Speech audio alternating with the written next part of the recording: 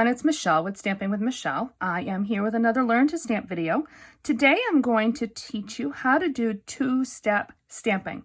That's how I did the rose here with the leaves. I'm going to bring in the stamp set so that you can see that in this set here, there are 3 different images that you're going to combine to create the one rose. See that? They also have 3 different leaf images that you can combine in the same way, and that's called two-step, or in this case, 3-step stamping. So let's go ahead and get started.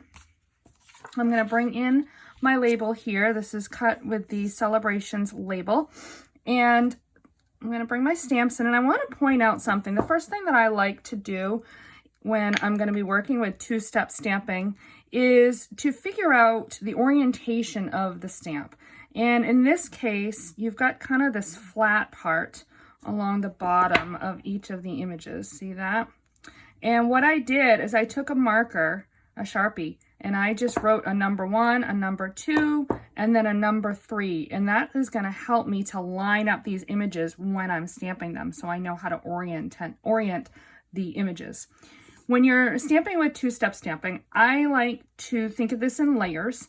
And I like to start on the bottom layer, so it's going to be the image that has the most solid color, and then start putting the details on top. So this is the first image with the most solid, and then you come in with your second image, which adds a little bit of detail, and then the third image has the actual outline and the most detail.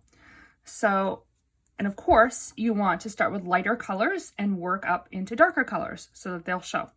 So the way I'm going to do that is with the first image, and the other thing I'm going to do, because this is a photopolymer stamp set and it's a fairly large and solid image, I have found that it works best if I use my Stampin' Mat. And I like to cover my Stampin' Mat with some of my grid paper. It gets a little grungy, but that's okay. So there we go. Now I'm good. So I'm going to start with this solid image, and I'm going to use Mango Melody. I'm going to ink this up. And then I'm going to bring in a piece of scrap paper. Actually, no, I am not. This Mango Melody, I am going to do full strength. And so we're going to stamp that right down. You want to give it a really good firm push with the solid image. And there's my first image here. And then I'm going to bring in Cajun Craze with the second image. We're going to ink this one up. And then I'm going to bring in a piece of scrap paper. And I'm going to stamp it once to get the first inking off. So it's going to be a little bit lighter now when I stamp it on top than it would be if I stamped it full strength. And see, I'm going to line up kind of that bottom with the bottom of the rose there. And when you stamp it, it looks like that.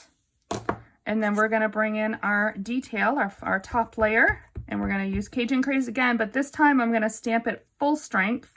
Again, I'm lining up kind of the bottom edge of the rose. And there we go, there's our detail. Now I'm going to go ahead and add some leaves, and I've created myself a little mask with a Post-it note. And I did a video all about masking that you can look up, and I'm going to put that there. We're going to use Mossy Meadow, and again, I'm going to use the same ink pad this time, and I'm just going to stamp that on my scrap paper and then stamp it down. And let's put one on the top here.